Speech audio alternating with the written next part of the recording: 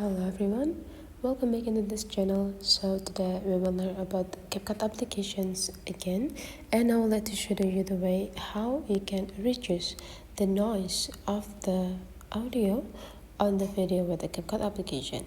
First thing you have to do is just go up here CapCut application, and right away you just need to create a new project and insert the video that we want to reduce the noise from. And here I already prepared the video. So if you want to reduce the noise from the video, it's quite easy. So you just need to go click the clip of the video that you want to, reducing the volume or the noise. Slide this feature into the left side until you got this reduce noise. That's one. And then you just have to go click it and just go turn on it by go click this button, and the process of reducing noise is just running.